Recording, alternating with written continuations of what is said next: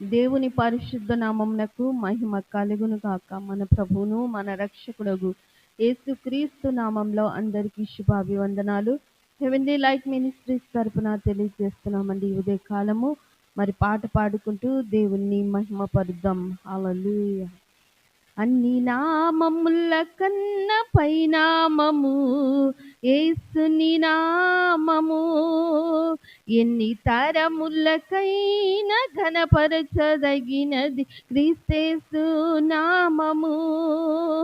అన్ని నామముల కన్న పైనామము యేసుని నామము, ఎన్ని తరములకైనా ఘనపరచదగినది క్రీస్తేసు నామము.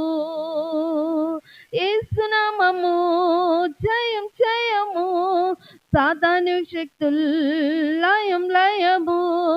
యేసు నామము జయం జయము, సాతాను శక్తుల్ లయం లయము.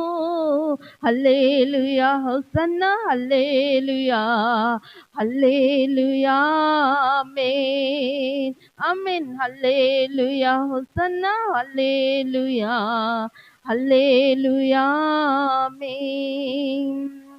పాపముల నుండి విడిపించును యేసుని నామము, నిత్య నరకాగ్నిలో నుండి రక్షించును క్రీస్తేసుని నామము. నిత్య నరకాగ్నిలో నుండి రక్షించును క్రీస్తేసుని నామము. యేసు నామము జయం జయము, సాతాను శక్తుల్ లయం లయము. యేసు నామము జయం జయము, సాతాను శక్తుల్ లయం లయము. హల్లెలూయా హోసన్నా హల్లెలూయా హల్లెలూయా ఆమేన్ ఆమేన్. హల్లెలూయా హోసన్నా హల్లెలూయా హల్లెలూయా ఆమేన్. సాతానుపై అధికారమిచ్చును శక్తి కలిగిన యేసు నామము, సాతానుపై అధికారమిచ్చును శక్తి కలిగిన యేసు నామము. శత్రు సమూహముపై జయమిచ్చును జయశీలుడైన యేసు నామము. శత్రు సమూహముపై జయమిచ్చును జయశీలుడైన యేసు నామము. యేసు నామము జయం జయము, సాతాను శక్తుల్ లయం లయము. యేసు నామము జయం జయము, సాతాను శక్తుల్ లయం లయము. హల్లెలూయా హోసన్నా హల్లెలూయా హల్లెలూయా ఆమేన్. హల్లెలూయా. దేవుని పరిశుద్ధ నామం నాకు మహిమ కలుగును గాక. ఈరోజు మన కొరకు సిద్ధపరచబడిన వాగ్దాన వాక్యము యోహాను సువార్త 14వ అధ్యాయము 14వ వచనము. యోహాను సువార్త 14వ అధ్యాయం 14వ వచనము. నా నామమున మీరు నన్నేమి అడిగినను నేను చేతును. ఆయన నామంలో ఏది అడిగినా మరి మనకి చేస్తానని వాగ్దానము చేస్తున్న దేవుడు. మీరు నా నామమున దేనిని అడుగుదురో తండ్రి కుమారుని యందు మహిమపరచబడుటకై దాన్ని చేతును. నా నామమున మీరు నన్నేం అడిగినా నేను చేస్తాను అని రాయబడినట్లుగా మనం చూస్తాం. అయితే ఆయన నామము అన్ని నామముల కన్నా పైనామము. ఆయన నామంలోనే రక్షణ ఉంది. అందుకే మరి అపోస్తల కార్యాలలో మనం చూసినట్లయితే మరి ఆ 4వ అధ్యాయము, అపోస్తల కార్యాలు 4వ అధ్యాయము 12వ వచనంలో చూస్తే మరి ఎవరి వలన రక్షణ కలదు, ఈ నామము వల్లనే మనము రక్షణ పొందవలని కానీ ఆకాశం క్రింద మనుషుల్లో ఇయ్యబడిన మరి ఏ నామము వలన రక్షణ పొందలేము అని. యేసు నామంలోనే మరి పాప క్షమాపణ, మరి యేసు నామంలోనే రక్షణ. అందుకే మరి మత్తయి సువార్తలో రాయబడింది, తన ప్రజలను వారి పాపముల నుండి ఆయనే రక్షించును గనుక ఆయనకి యేసు అని పేరు పెట్టబడును అని రాయబడినట్లుగా మనం చూస్తాం. అయితే యేసు నామము ఇంకా ఆయన నామము చూసినట్లయితే యెహోవా నామము బలమైన దుర్గంగా, మరి నీతిమంతుడు అందులో ప్రవేశించి సురక్షితంగా ఉంటాడని రాయబడినట్లుగా మనం చూస్తాం. దేవుని నామాన్ని ఆశ్రయించిన వారు, బలమైన దుర్గంగా చేసుకున్న వారికి ఆయన నామంలోనే విడుదల, స్వస్థత, రక్షణ, పాప క్షమాపణ, విమోచన, మరి అలాగే నిత్య జీవము ఉన్నట్లుగా మనం చూస్తాం. ఏనోషు చూసినట్లయితే ఆయన నామంలో ప్రార్థన చేసినట్లు ఆదికాండము 4వ అధ్యాయము చివరి వచనంలో మనం చూస్తాం.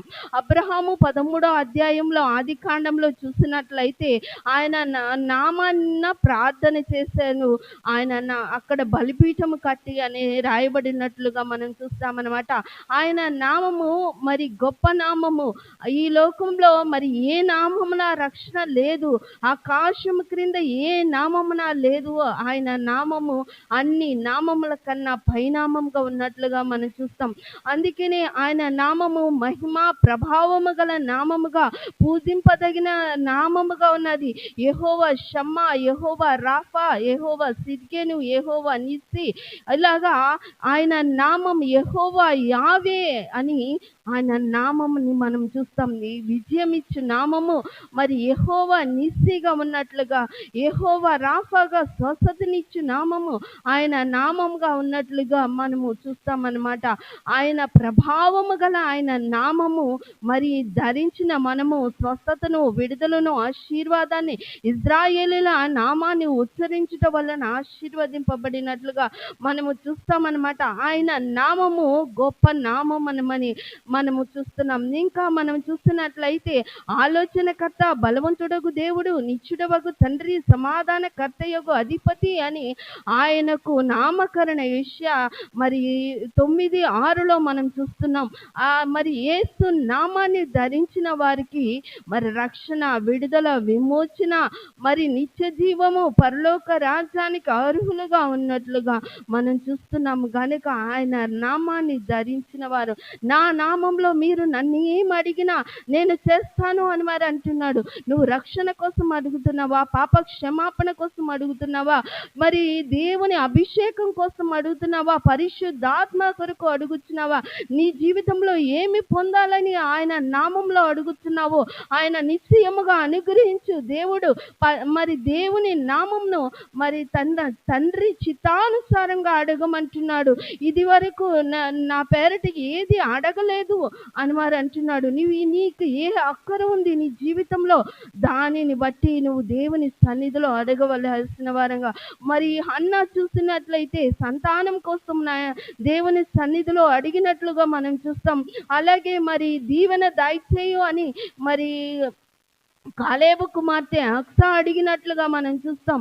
మరి దేవుడు అందుకే కీర్తనలో 2వ అధ్యాయం 8వ వచనంలో అంటాడు, నన్ను అడుగుము మరి జనములు నీకు సొత్తుగా ఇస్తాను, భూమిని దిగంతముల వరకు నీకు స్వాస్థ్యముగా అనుగ్రహిస్తాను అని మరి దేవుడు సెలవిస్తున్నట్లుగా మనం చూస్తున్నాము. గనక ఆయన నామంలో మనము సమస్తము పొందుకొనవలసిన వారంగా ఉంటున్నాం.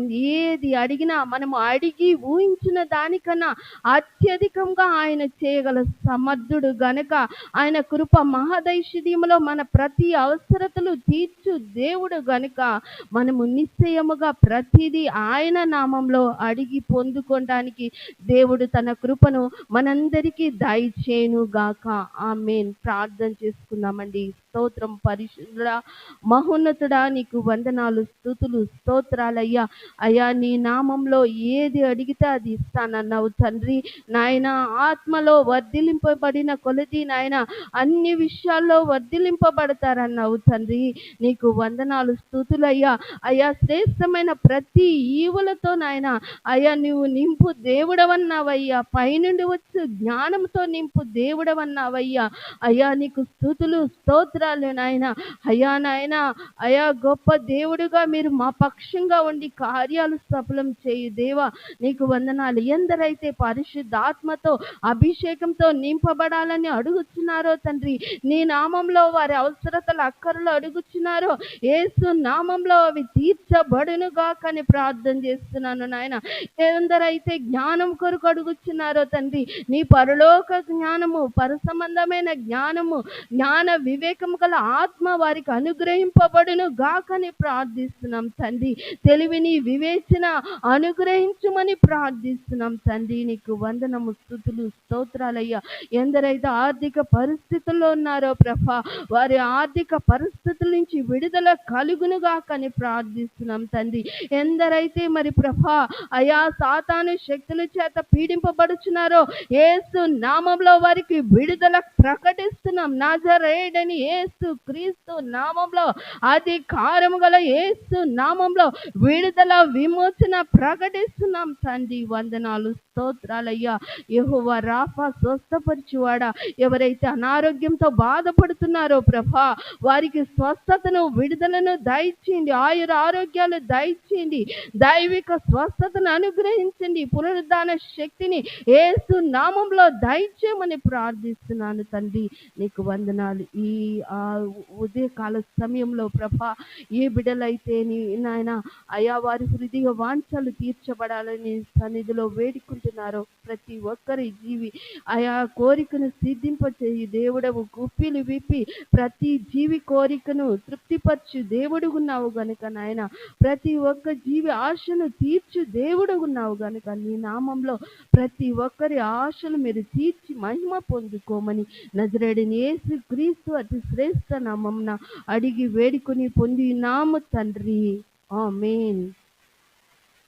అలాగే మరి ఉదయకాల సమయంలో ఎవరైనా మరి ప్రేయర్ రిక్వెస్ట్లు ఉంటే మా నెంబర్కి మీరు కాల్ చేసి మీ విన్నపాలు తెలియచేయచ్చు. అలాగే కామెంట్లో కూడా మీ ప్రార్థన విన్నపాన్ని పంపించవచ్చు. అలాగే ఎవరైనా మా మంచికి సహకారం అందించాలంటే మరి తప్పగా పరిచర్య కొరకు మీరు మీ కానుకలను పంపించి దేవుని మెలైన దీవెన ఆశీర్వాదాలు పొందుకోవాలని మనవి చేస్తున్నాం. దేవుడు మనల్ని దీవించును గాక. ఆమేన్.